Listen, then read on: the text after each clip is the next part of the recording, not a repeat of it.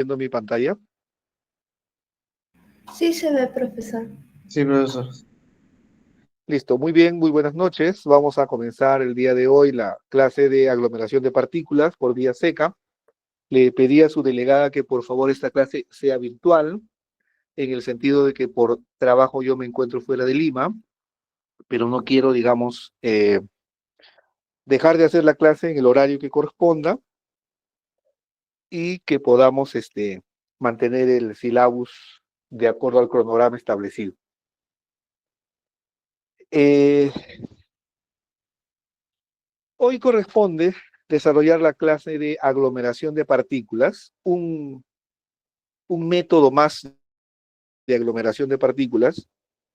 Si ustedes se han dado cuenta, la aglomeración de partículas es enorme, ¿no? Hay varios métodos, varias formas de hacerlo, porque es una de las metodologías más importantes para cambiar las características de las partículas, ¿no? Que es lo que en la práctica nos interesa, cambiar las características de las partículas. Eso es lo importante, ¿no? El material fino, el problema que tiene es que tiene un flujo pobre, ¿correcto? A diferencia de el material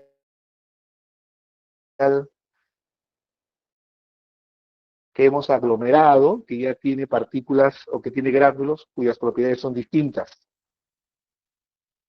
Entonces, por eso es que van a encontrar ustedes enormes libros, enormes enciclopedias, donde se ve o se estudia el tema de la aglomeración de las partículas, porque lo que busca es cambiar las propiedades. Cambian muchas propiedades, no voy a ampliar y no voy a abundar en ello, porque ya lo hemos visto en capítulos previos, pero una de las propiedades más importantes que cambia es el flujo, ¿correcto? Y el flujo lo estudiamos porque determina o es un factor determinante de la dosificación. Siempre es clave eso.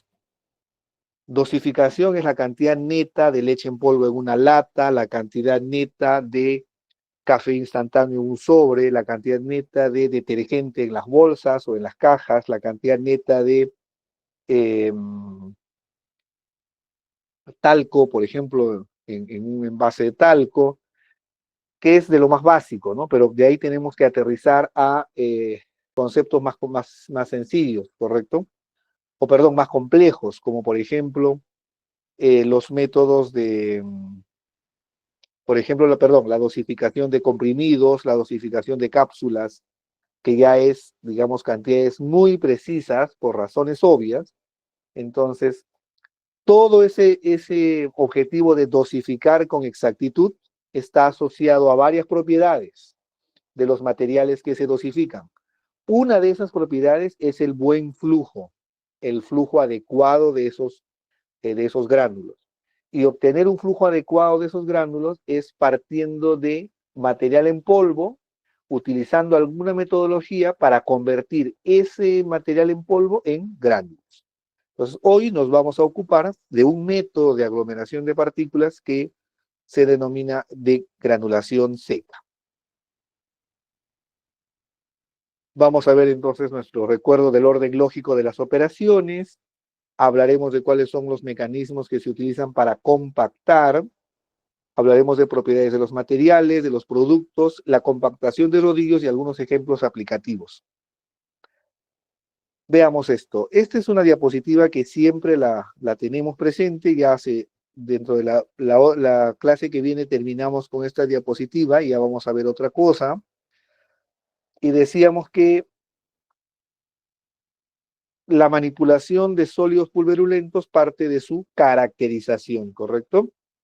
Caracterizar significa determinar la forma que tiene, el tamaño que tiene o distribución de tamaño que tiene, para ser más precisos, el contenido de humedad, si es adhesivo, si es cohesivo, etc.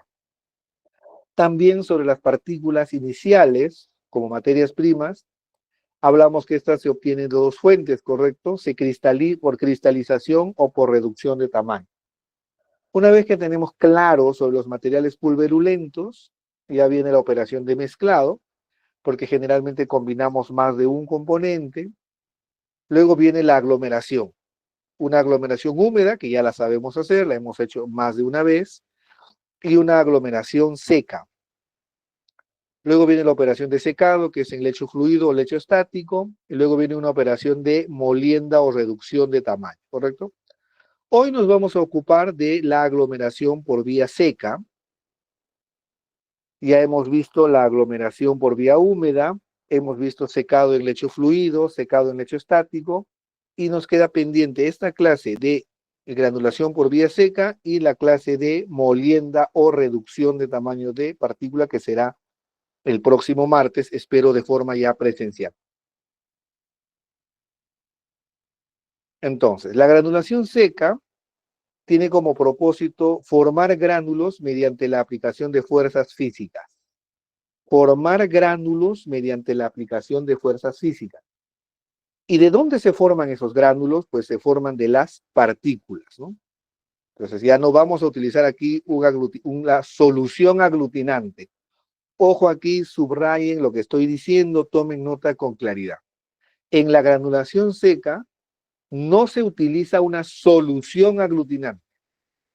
¿Se podría utilizar un aglutinante en polvo? Sí, pero no se utiliza una solución aglutinante, ¿ok?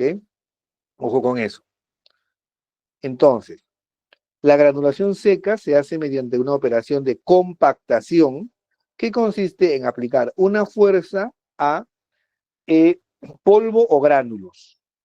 En esta clase nosotros vamos a quedar con aplicar fuerza, una fuerza o presión al polvo para generar un agregado con una determinada densidad y una determinada forma. Ojo, para formar un agregado, un compacto que tenga una determinada densidad y una determinada forma.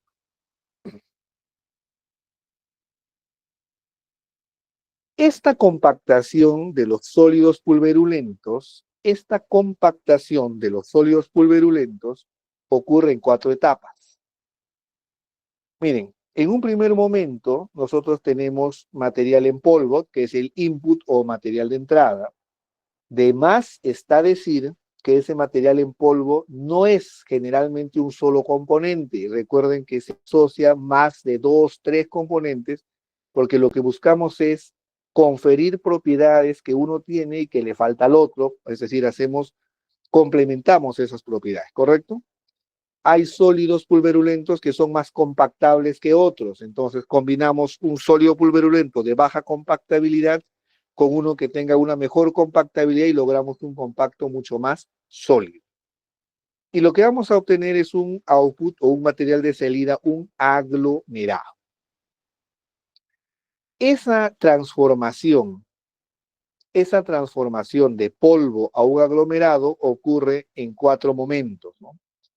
Ocurre primero un reordenamiento, una deformación, una fragmentación y una formación de enlaces. Son las 4 etapas que se producen para formar un aglomerado. Veamos cada una de ellas. Reordenamiento. Todos hemos visto en el laboratorio el material en polvo, ¿correcto? El material en polvo se caracteriza porque tiene espacios, cámaras de aire, ¿no? Tiene espacios vacíos. Al tener espacios vacíos, ¿no? Al tener espacios vacíos, acumula aire, ¿correcto? Y al acumular aire, genera espacios entre las partículas. Por esa razón es que los equipos que van a hacer la compactación los equipos que van a hacer la compactación de los materiales en, en polvo, lo primero que hacen es reordenar las partículas para que salga el aire y las partículas estén unas más próximas que otras, ¿no? Es decir, los espacios vacíos de las partículas desaparecen porque sale el aire. Entonces, como las partículas están unas más juntas que otras, aumenta la densidad, se reducen los espacios. Aumenta la densidad y se reducen los espacios. Respecto a la forma y al tamaño, lo que podríamos decir en esta etapa es que eh, va a haber un menor movimiento, digamos, en el caso de las partículas esféricas, ¿no? Porque las partículas más esféricas tienden a estar más juntas porque fluyen también un poco mejor, entonces no hay tanto movimiento. Un mayor reordenamiento ocurre, o un mayor nivel de reordenamiento ocurre en aquellas partículas deformes, ¿no? Que tienen la tendencia a generar más espacios entre ellas. Entonces, una vez que los equipos han eliminado parte del aire y esas partículas están más juntas, hay un aumento en la fuerza. Entonces, al aumentar la presión entre las partículas, lo que generamos es un mayor punto de contacto entre partículas, ¿no? Y vamos empezando a generar puntos de unión. Cuando ustedes cogen en la mano, no sé, imaginen un conjunto de pelotas, de canicas, imaginen de goma, y las presionan, estas se deforman, ¿correcto? Entonces es lo mismo que ocurre aquí. Los equipos presionan a las partículas y lo que ocurre con estas partículas es que se empiezan a deformar, ¿no? Se empiezan a deformar por efecto de la presión. Como la presión continúa, y a una siguiente etapa es una fragmentación de esas partículas, se rompen esas partículas.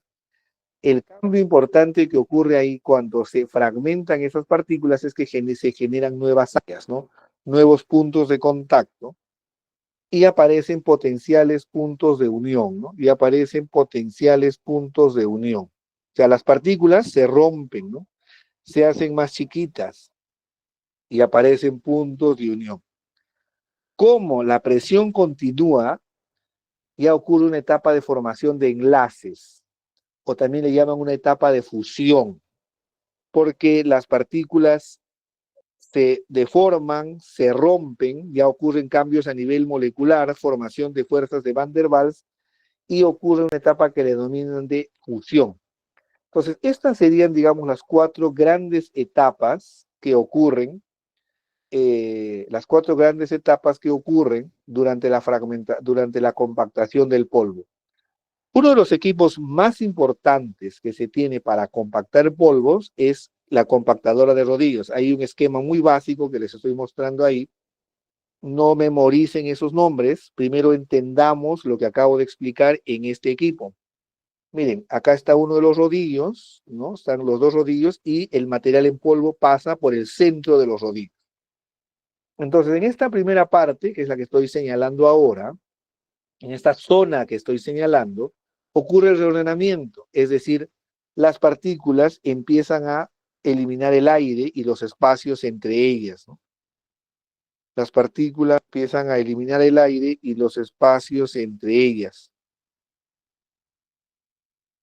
Sigue entrando el material en polvo aquí dentro, sigue entrando el material en polvo, entonces como los rodillos presionan, dense cuenta ustedes que el espacio entre los rodillos se hace cada vez más pequeño, entonces ocurre en esta zona de entrada, ocurre el aumento de la presión, primero una deformación, luego una fractura, formación de enlaces y la salida.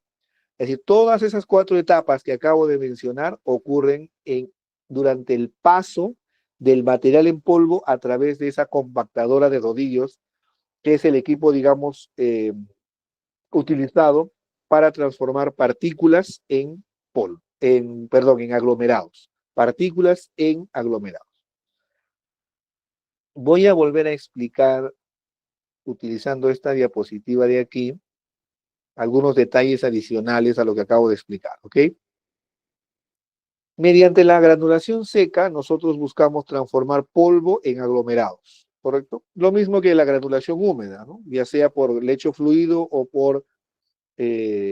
la granulación húmeda convencional, ustedes mezclaban el polvo, agregaban la solución aglutinante, tamizaban, llevaban a una estufa y tenían gránulos, ¿correcto? Obtuvieron gránulos. En esta metodología que estamos explicando hoy, no hay una solución aglutinante. No hay una solución aglutinante. Lo que hay es la formación de aglomerados por efecto de la presión. Por efecto de la presión.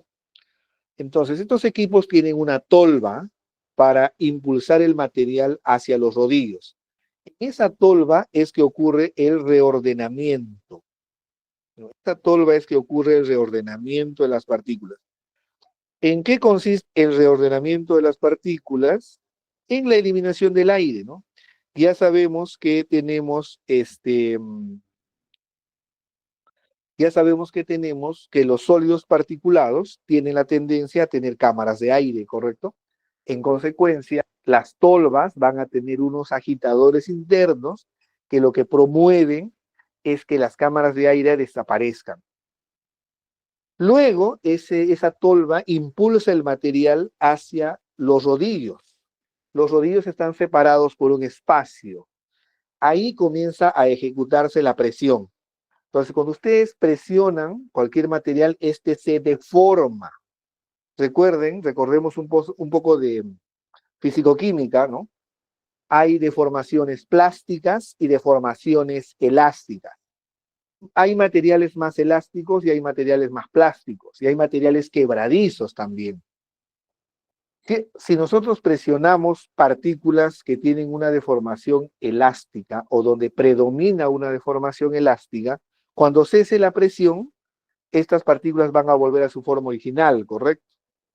Entonces, en esa etapa segunda, donde estamos hablando de una deformación, el nivel de presión debe ser tal que debe alcanzar una deformación plástica. ¿Qué quiere decir eso? Que sea irreversible, ¿no? Irreversible. Una vez que hemos ya deformado de forma irreversible esas partículas por efecto de la presión, y esa presión sigue, las partículas se fragmentan, se rompen. Son pequeñas, pero se rompen más. Al romperse, generan más puntos de unión entre las partículas, porque al romperse partículas, ¿qué pasa con el área superficial? Se incrementa, ¿correcto? Recordemos la primera o segunda clase de esta asignatura. Y finalmente, ya está el nivel de presión, que ya hay un cambio a nivel molecular y se forman los enlaces. Estas son las 4 etapas, desde el punto de vista de ingeniería de partículas, de cómo es que ocurre la compactación por vía seca, ¿no? Le llaman granulación seca, granulación por vía seca, etcétera, ¿no? Pues son los 2 nombres más importantes, creo. Algo que quisiera precisar acá, y sería importante que tomen nota, es que en este método de aglomeración de partículas no hay una solución aglutinante. En eso estamos claros, ¿correcto? Sin embargo, puedo utilizar un aglutinante.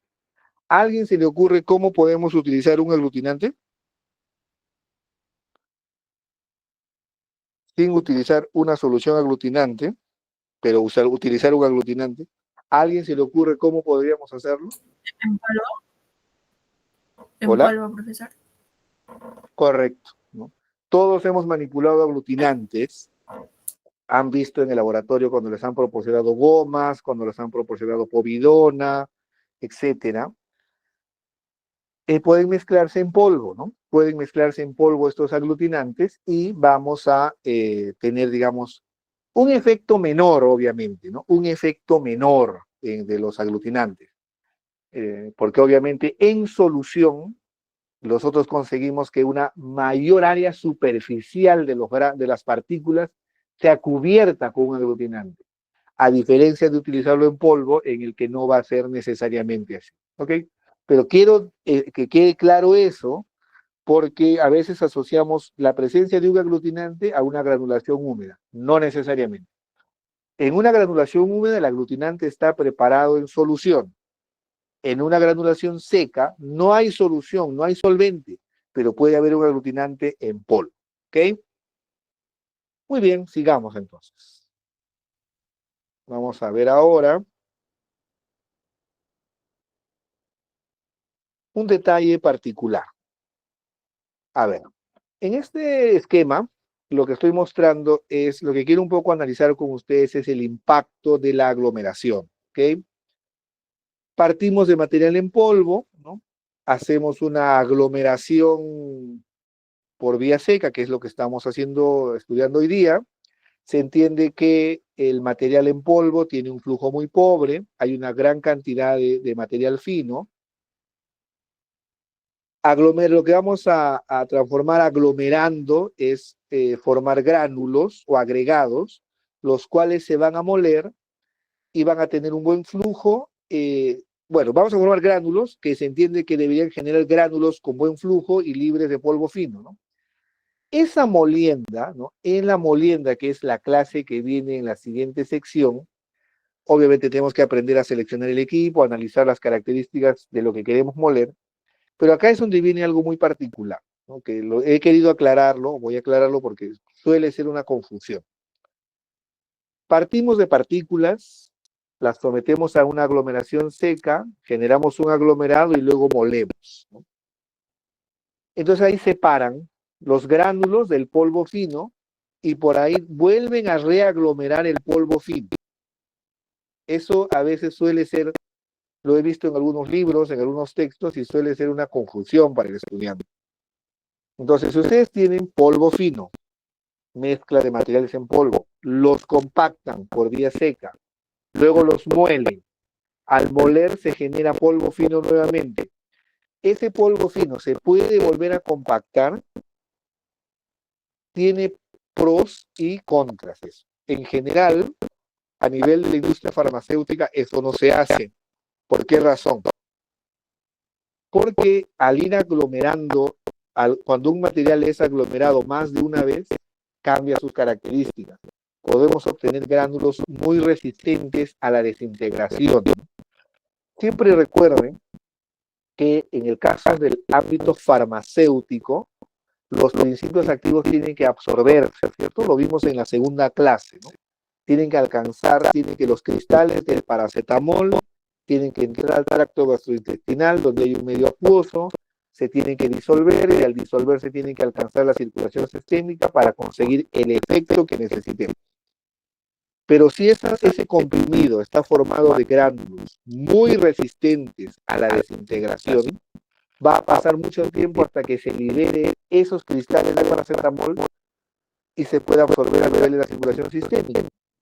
Entonces, ese es un punto a considerar aquí, ¿no? Alguien podría decir, muy bien, compactemos el polvo, los aglomerados que hemos obtenido los rompemos en un molino y separamos los gránulos y el polvo fino. Y el polvo fino lo volvemos a compactar.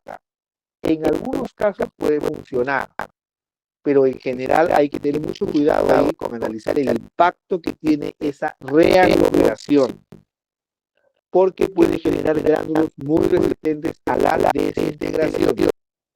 ¿Será malo en todos los productos? No necesariamente, pero en algunos casos, como en el ámbito farmacéutico, sí hay que tener, digamos, no es usual esa reaglomeración del material fino que resulta de la molienda. Por eso es importante que se establezcan claramente las condiciones de molienda,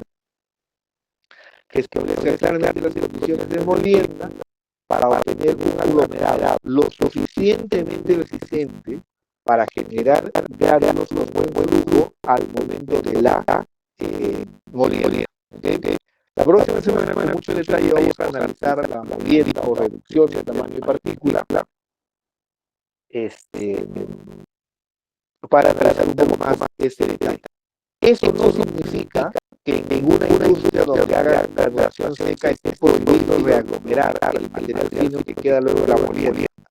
Pero siempre es importante tratar en esta asignatura de que ustedes desarrollen un poco ese criterio. No es compactar por compactar, no es moler por moler, amasar por amasar. Es utilizar las operaciones unitarias en función al producto que queramos obtener. Ahora veamos cuáles son los equipos que se emplean con mayor frecuencia en la graduación seca. Hay dos esquemas de compactadores de alta presión. Nótese ya a estas alturas de la asignatura, conocemos un poquito más de detalle con los resaltadores. Observe que esas tolvas, hay dos tolvas, tienen tornillos sin que van a girar, y acá están los rodillos, ya puede ser el listo, puede ser el lado, y ahí está el material compactado que estamos obteniendo. Una pregunta que me gustaría hacer aquí es si alguno de ustedes me puede explicar por qué hay necesidad de tener tornillos sin fin en esas tolvas.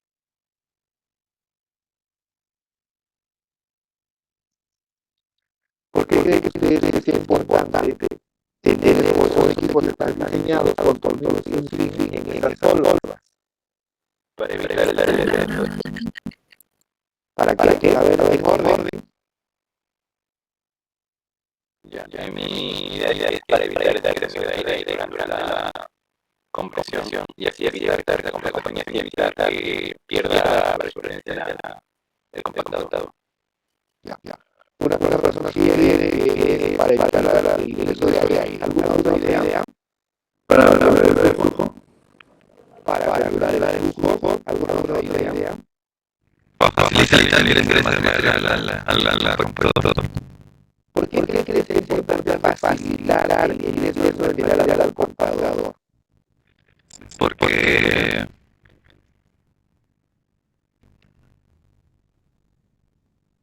Porque en el proceso, tan solo por el movimiento del equipo, no facilita el ingreso de manera fluida. A ver, vamos a analizar lo siguiente. El input que está en las tolvas del equipo A y B, ¿qué flujo tiene?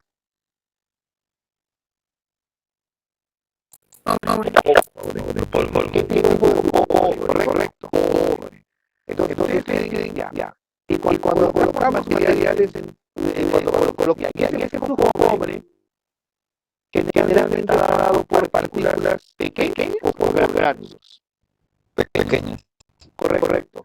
Lo que tenemos que tener en esas tolvas es polvo. Recuerden, el objetivo de la granulación es transformar polvo en agregado.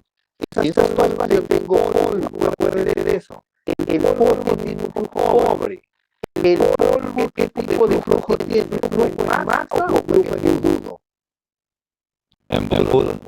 Flujo en embudo. El polvo tiene la tendencia a formar arco, ¿sí o no? ¿El polvo forma arcos en las tolvas o no? Sí. Correcto. Entonces, necesitamos tener un dispositivo dentro de esas tolvas que fuerza al material a ingresar a los rodillos. Esa es la razón por la cual las tolvas tienen esos tornillos sin fin.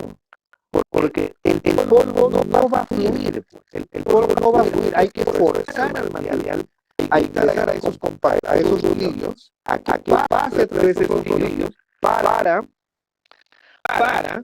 tener los aglomerados que después vamos a volver para obtener la granulometría necesaria. Entonces, esa es la razón por la cual siempre que hay material de polvo, hay la necesidad de forzar su flujo, ¿correcto? Obviamente, y aquí complemento lo que ya venía explicando, esos tornillos sin fin, al mover el polvo, lo presionan, hace que pierda el material, hace que pierda el aire. Entonces, en esas tolvas con el tornillo sin fin, ocurre un reordenamiento. Con esas partículas ya acá tienen un color distinto, tanto en el gráfico A como en el gráfico B, que ahí ya está mucho más densificado el polvo, hay menos, unas partículas están más juntas a otras, entonces hay una mayor densidad y así ingresa el material por intermedio de los rodillos, ¿ok? Veamos ahora un esquema un poquito más complejo de cómo son estos equipos. En general, la tecnología del compactador de rodillos o roller compactor está formado por tres zonas, ¿ya? Una zona de transporte, que es esta parte de acá, donde se ven los tornillos que fuerzan el material a ingresar, la zona de compactación, que son esta zona de los rodillos, y una zona de molienda. Aquí quiero aclarar algo. Nosotros hoy solamente vamos a estudiar la zona de transporte y la zona de compactación, que es el propósito de esta clase, que ustedes aprendan una metodología de hacer granulación seca, ¿correcto? Algunos equipos compactadores de rodillos vienen con un molino incorporado, como es el que estoy mostrando ahí, ¿no? Pero de esa molienda nos vamos a ocupar con detalle en la próxima clase. Entonces, los números 1, 2 y 3, ven ustedes que son tolvas con tornillos, es el sistema de alimentación. El objetivo de este sistema de alimentación es transportar el polvo a los rodillos y eliminar el aire. El número 5 son los rodillos de compactación. En esos rodillos de compactación es que ocurre la deformación, primero elástica, después plástica, la fragmentación y la formación de enlaces. La parte 6 es el mecanismo de reducción de tamaño de partícula, que lo vamos a estudiar con detalle la próxima clase. La aglomeración seca termina con el output aquí en el punto número 5, ¿no? Con ese aglomerado que hemos obtenido. Ahí termina la aglomeración seca. Acá se ve la foto del equipo, el polvo que están aglomerando, que es el que está acá en la primera parte, y miren cómo salen los compactos, ¿no? Cómo salen esas cintas que salen a través de los rodillos que están acá, que luego entra una molienda. Esto ya lo vamos a ver después. Pero ahí está la transformación. Primero el polvo, es la primera fotografía. La fotografía del centro es el compacto, y la fotografía final es el gránulo una vez que se ha molido. Nótese y subrayo nuevamente que en este método de aglomeración de partículas no hay solución aglutinante, y lo subrayo con el perdón de los que ya me entendieron, porque suele ser un punto de confusión de los alumnos y después, profesor, pero yo creía que, no, en este método puede haber un aglutinante, pero no una solución aglutinante. ¿Hasta aquí alguna pregunta? ¿Está clara la explicación hasta ahora?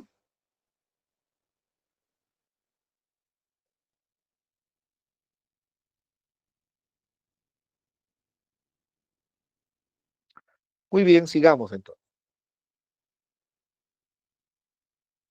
Métodos de aglomeración seca. Miren, partimos de una mezcla. El que estamos estudiando ahorita es la compactación por rodillos. Acá están los rodillos, se obtienen los flakes o compactos, que luego van a una molienda y nos permiten obtener granos. Eso es lo que acabo de explicarles. Pero también se puede hacer la aglomeración seca no utilizando un compactador de rodillos, sino una máquina comprimidora o tableteadora.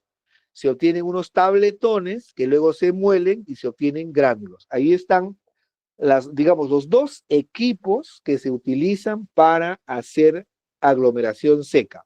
Ya sea el compactador de rodillos, que está como método 1 en este esquema, o la comprimidora o tableteadora, que está como método 2. Nótese que básicamente es lo mismo. En ambos casos se obtienen compactos que luego se muelen y se forman gránulos. Veamos algunas desventajas y ventajas, ¿no? Es gracioso esto y por el sentido cuando dice proceso simple.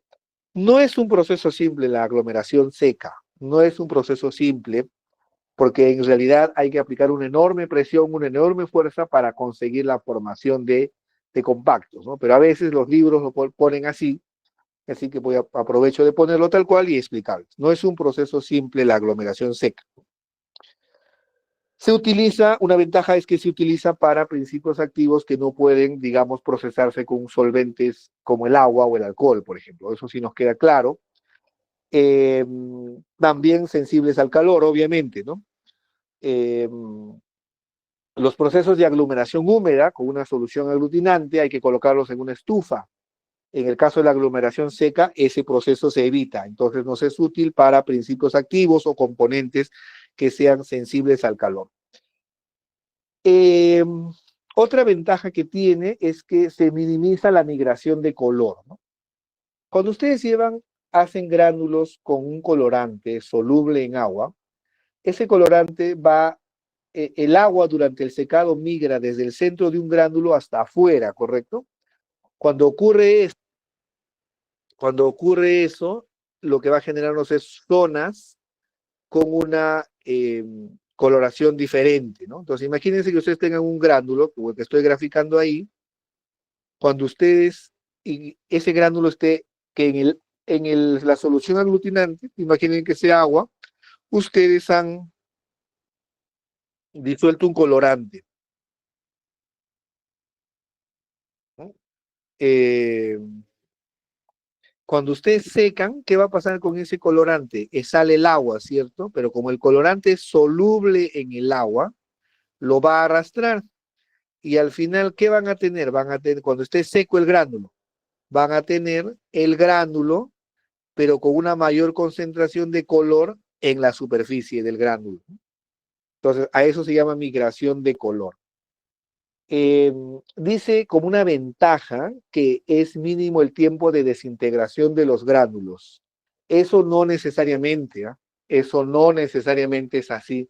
Generalmente, los gránulos obtenidos por granulación húmeda se desintegran más rápido que los gránulos hechos por granulación seca, porque debido a que los aglutinantes son componentes hidrofílicos y se disuelven en un solvente que luego se aplica sobre el material en polvo, convierte a estos gránulos, como ya digamos, cada partícula está cubierta por una película del aglutinante y a su vez todo el gránulo está cubierto por una película del aglutinante que es un componente hidrofílico, los gránulos se convierten en hidrofílicos. En cambio, en una granulación seca no. En una granulación seca, los gránulos se han formado simplemente por presión. Así que eso de menor tiempo de desintegración hay que tenerlo siempre con cuidado. Una menor cantidad de operaciones, sí, obviamente, pues no hay secado. Directamente obtenemos los compactos y los podemos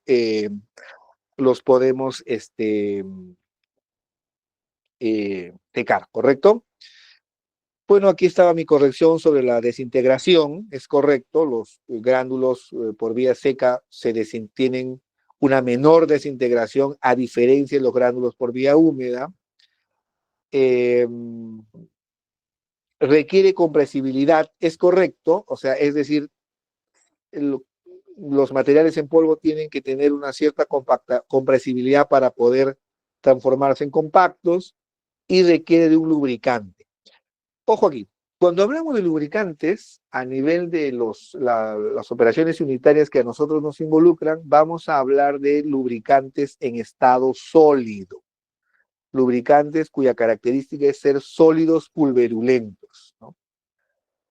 Como las partículas tienen una enorme área superficial, son pequeñitas las que se someten a la compactación por rodillos, entonces tienen la tendencia a pegarse sobre los rodillos, a adherirse fuertemente sobre los rodillos. ¿Qué es lo que se hace para reducir eso? Adicionar lubricantes en polvo. Uno de los lubricantes más usuales es el estearato de magnesio. Lo van a estudiar con mucho detalle en Farmacotecnia 1, no quiero ahondar en ese tema, pero sí en que entiendan por qué razón los sólidos pulverulentos que se compactan a través de una compactadora de rodillos o una tableteadora, como ya vimos ahí, ahora en un momento más vamos a ver los videos para entender un poco más los equipos, hay la necesidad de utilizar lubricantes en polvo. Subrayo esto porque no me van a creer que es un lubricante en aceite, pues, ¿no? Un líquido, ¿no? Estamos hablando de sólidos pulverulentos, que lo que hacen es reducir la fricción para hacer que no se adhiere el material en polvo a los rodillos, ¿ok? Veamos esto ahora con un poco de detalle y entendamos cómo funciona un equipo compactador, ¿no?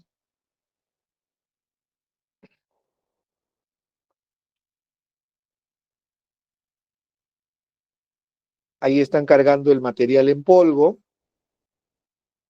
Ahí está el sistema de tolvas que está alimentando el material en polvo.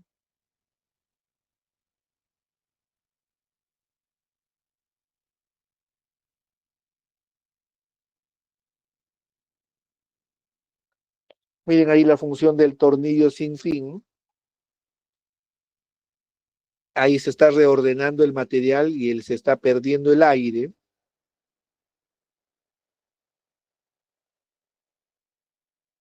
Y luego vamos a la compactadora, ¿no? Que es la que genera, digamos, los compactos, ¿no? Entonces tenemos las tolvas, los tornillos sin fin. En esta zona ocurre el reordenamiento, la eliminación de los espacios de aire. Una vez que se ha eliminado los espacios de aire, pasan ese polvo por aquí y se forman los aglomerados, ¿correcto? O el aglomerado. Ese aglomerado es el que luego vamos a llevar a moler, ¿correcto? Sigamos entonces.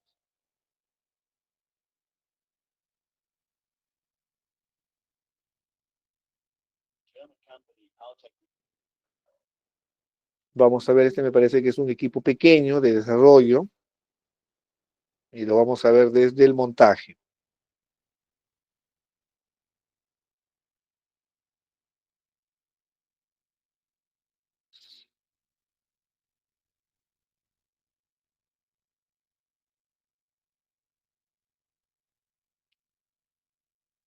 Se dan cuenta que en todo lo que es manipulación de sólidos están las tolvas.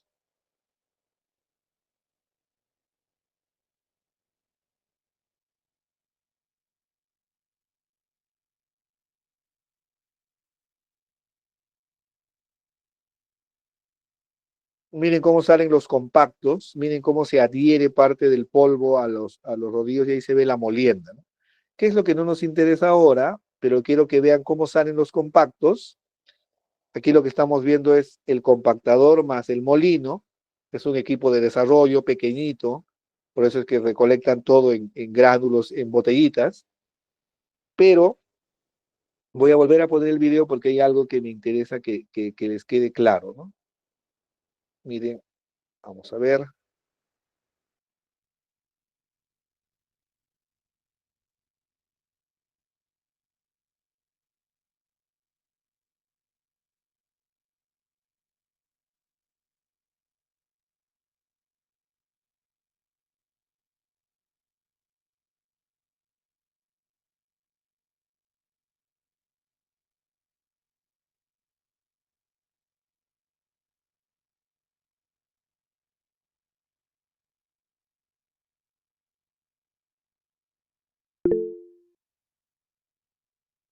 Noten ahí, he detenido el video, cómo se pega el material en polvo a los rodillos. Por eso es que es necesario utilizar lubricantes en polvo, como el esterato de magnesio, que reduzcan ese pegado.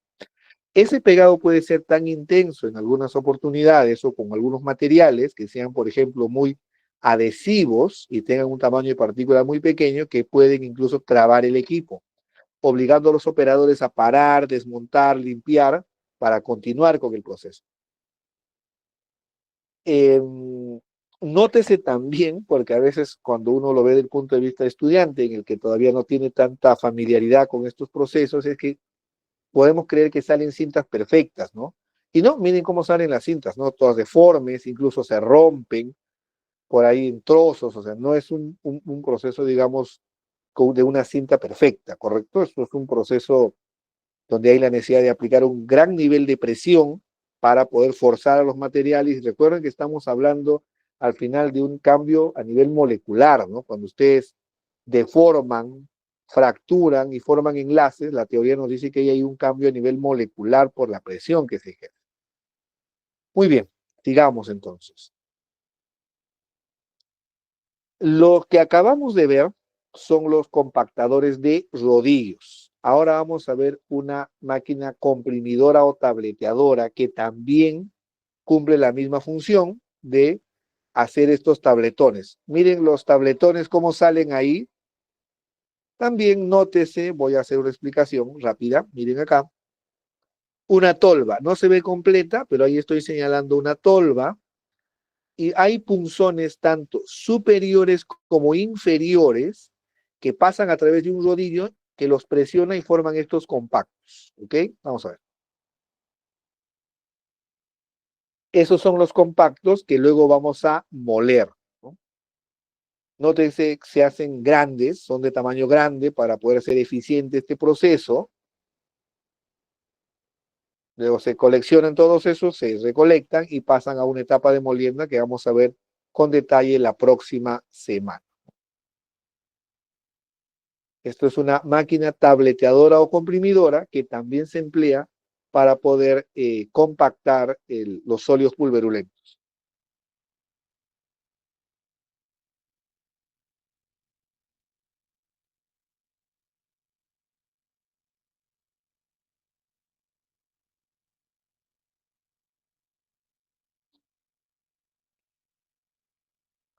El mismo criterio que explicaba anteriormente, hay la necesidad de utilizar lubricantes en polvo para reducir el pegado, porque cuando el pegado es tan intenso, esos tabletones quedan adheridos a la cara del punzón y hay que parar el equipo, hacer limpieza, desmontaje, generando una mayor cantidad de horas de proceso. Entonces, por eso es que la compactación de materiales en polvo siempre requiere la utilización de lubricantes.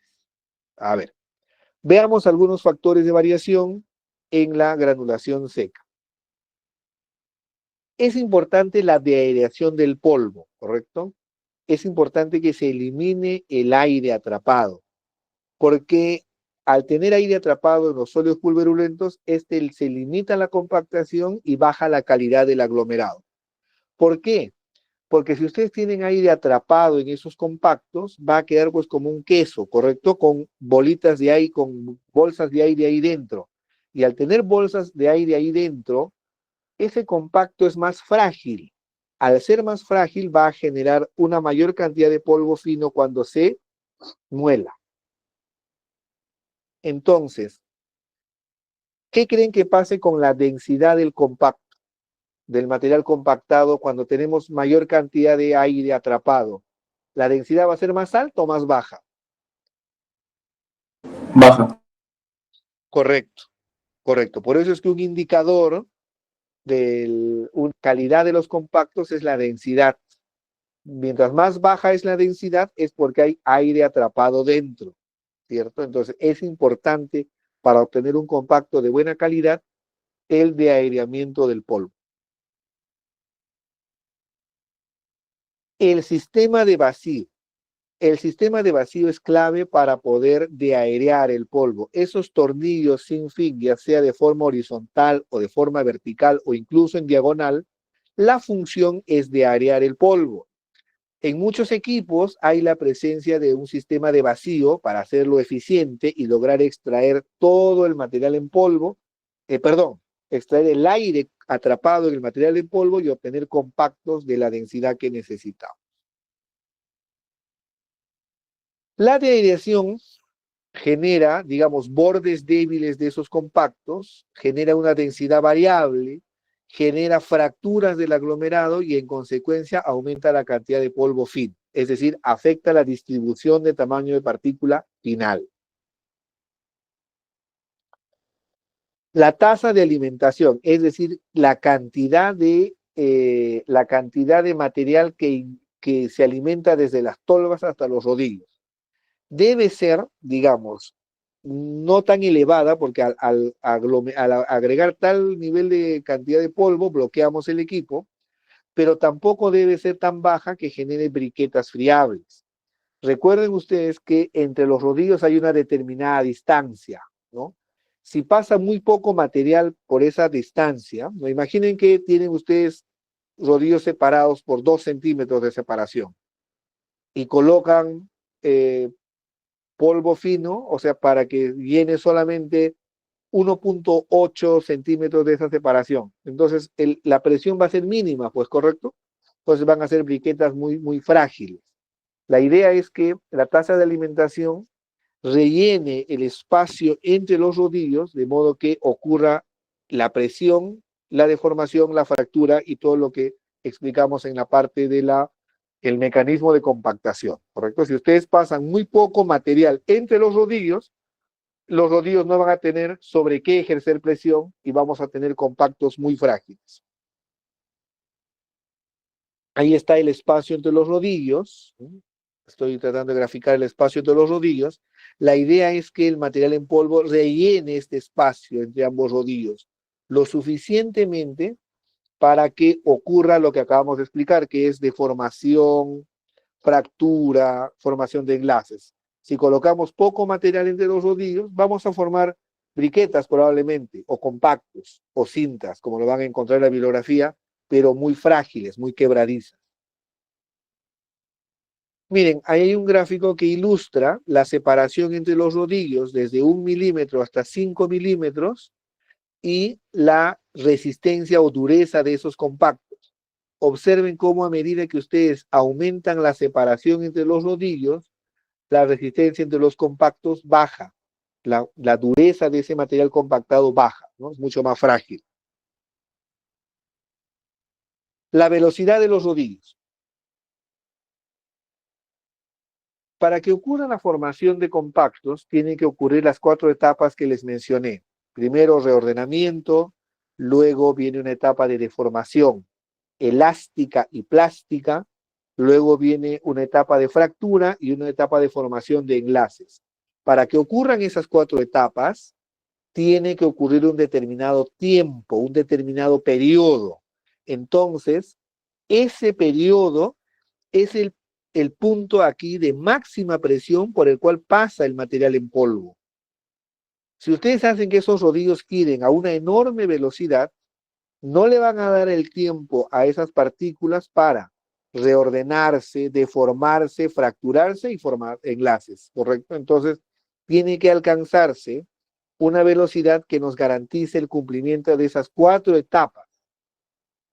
Por eso es importante la velocidad de los rodillos. Ese era el último factor de variación. Hemos terminado la clase. No sé si alguien quiere hacer alguna pregunta, algo que quieran que explique nuevamente. Todo ha quedado claro. Profesor. Sí, claro, adelante. Profesor, ¿podría explicar en más detalles sobre la velocidad de rodillo y la influencia que este va a tener para que pueda alcanzarse las 4 etapas? La velocidad, si los rodillos giran muy rápido, el material en polvo va a pasar rápido, el tiempo el cual el polvo está sometido a la máxima presión es mínimo. ¿Se da cuenta? Y no le da tiempo al material para poder deformarse, fracturarse y formar enlaces. Por eso es que la velocidad nos debe garantizar que el tiempo en el cual el material esté sometido a la máxima presión sea el necesario para que llegue a un punto en que se fracture y se formen los enlaces. Voy a volver a proyectar mi diapositiva. Acá está. ¿La están viendo?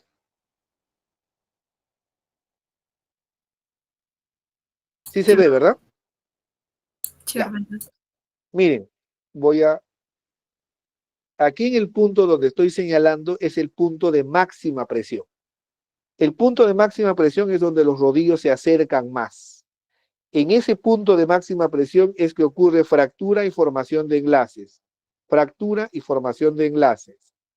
Si el rodillo está girando a una enorme velocidad, entonces el punto de máxima presión, el tiempo en el que las partículas están en la zona de máxima presión va a ser menor. Y no le va a dar tiempo para poder cumplir las 4 etapas que tiene que cumplir. O bueno, básicamente las 3, ¿no? Porque en los tolvas y en los tornillos sin fin ocurre el reordenamiento. Pero deformación, fractura y formación de enlaces ocurre ahí en la zona de máxima presión. Si los rodillos están girando a una enorme velocidad, ese periodo de máxima presión va a ser mínimo y las partículas no van a ser sometidas a esas 3 etapas. Ahora sí, ¿quedó más claro? Sí, profesor, gracias. Listo. Muy bien. ¿Alguna pregunta adicional? Profe, yo tenía una consulta, buenas noches. Sí, buenas noches, adelante. La deformación elástica y la deformación plástica, ¿en qué etapa de o la formación de aglomerados se da? ¿En la deformación?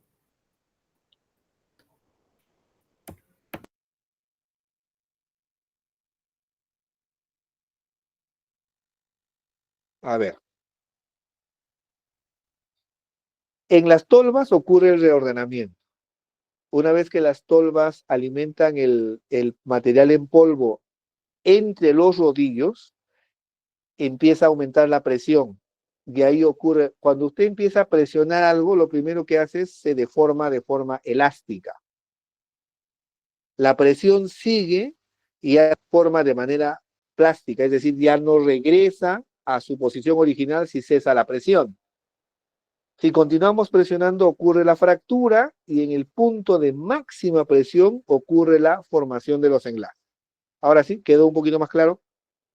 Sí, ya quedó claro, profe. Gracias. Ok, listo, señores. ¿Alguna pregunta adicional?